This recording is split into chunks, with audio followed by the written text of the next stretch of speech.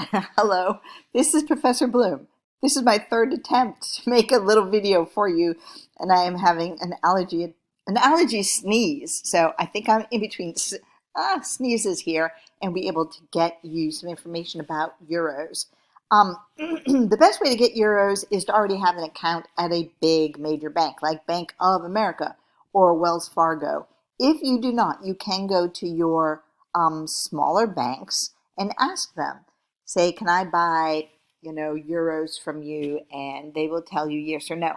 Unfortunately, if you do not have an account in a major bank, you might not be able to buy euros before you leave. But let's take a look at what the euro to dollar is today. It's been really, cheap.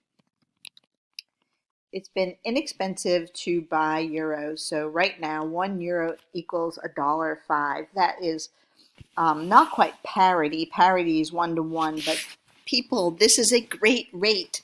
You could buy a euro now. Let's say you could buy 100 euros, and it's going to cost you $105. Plus, there'll be a fee. So my bank charges a fee, and then they charge, a fee to go get the euros. Someone has to ship the euros to them, and then they'll call you and say that they're ready for pickup. So what if you don't bring any euros with you? Or why would you want to bring some euros? I love it when someone comes into Porto with 100 euros in your pocket, so that if you need a taxi from the Porto airport, you have, most of the taxis are not going to have credit card. So you're going to go outside. I'm just trying to find a good picture of the Porto airport. Let me just go over here and see if I can get something good. All right, yeah. Here's the airport. So this is exactly what you would encounter. You would, of course, be inside the airport, and you walk to the from the gate where you pick up your luggage if you check luggage, and you can find some taxis over here. And there's a lineup of taxis. And in Europe, they're really fussy about lines for who's first for taxis. So don't go over here and take the last one. Everyone will get upset and start. I don't know. It's just disruptive in Europe. They're quite polite about most things. So you're going to find out where the people are lined up, get in line with the people. It's probably up here, and then there's some sort of cab director, and he will put you, tell you, hey, this is your cab. The cab driver may or may not speak fluent English. The way to make sure that you get to where you're going, you're just going to have the address of the hotel, of the Move Centro Hotel written down. You can hand it to the cab driver, and they will say, okay, and they will take you where you're going. So just, I think it cost 28 euros to get a cab from the airport.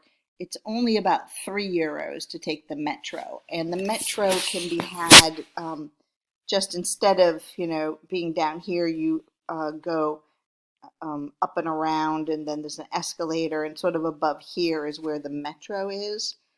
And that might sound intimidating to you, but you can do it from Porto Airport. I mean, you're studying abroad. You just need to go slowly. Nothing bad's going to happen to you when you're just, at the airport waiting for the train to come, the metro.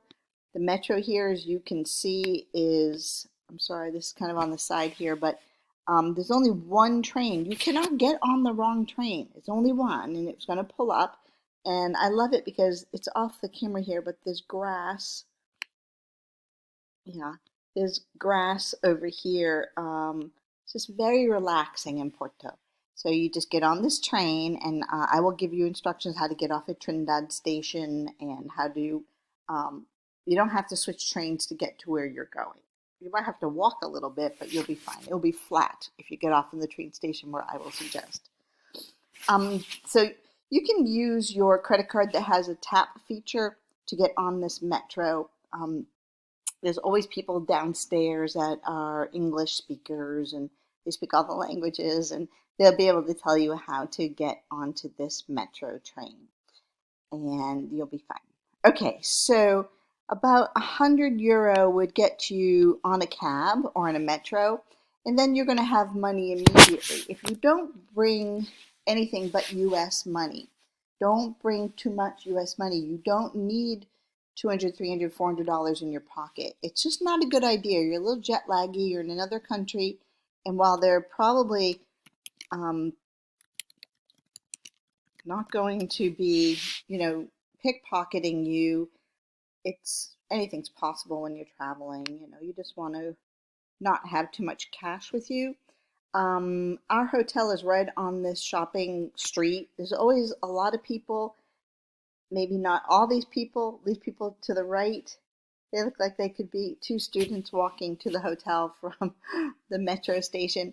Along this street, which is again right next to the Move Hotel, there are plenty of ATMs.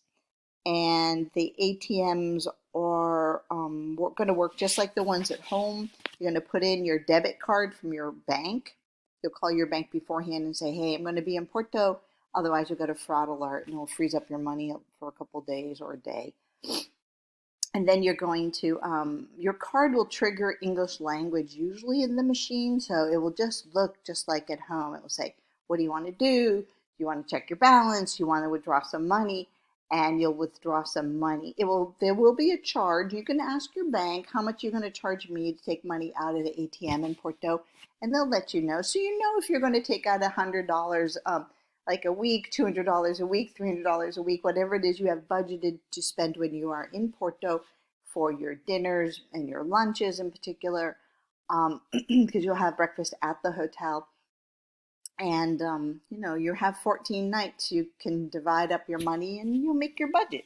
So that's some information about getting euros, how to get them, how many to bring. I'd rather you not bring, again, tons of cash. There is a mall. If I can see the mall picture someplace here. I actually think this is the mall. They have art on it always. I'm going to click this. I hope this isn't going to take too long. Well, it's, yeah. So there's always art, this sort of grassy stuff on there is art. We had red balloons on our building when we were there last year, on this building. But if you go in here downstairs, there is a money exchange. So students that had brought a lot of US cash with them, even though Dr. Bluhm said, don't bring a lot of US cash, some students brought a lot of US cash. So, okay, So I walked up here, we went downstairs, you give them your passport, you give them the US money that you want to change into euros, and you can do that right on the spot on there. And it was so much easier than when I was in France. It was tricky in France. It's super easy in Porto. Okay, I hope that helps you. Gives you some ideas about money, and I'll attach this to this email. All right, take good care. Write me, ask me questions, keep in touch as needed. Thank you. Bye. Obrigada e bom dia.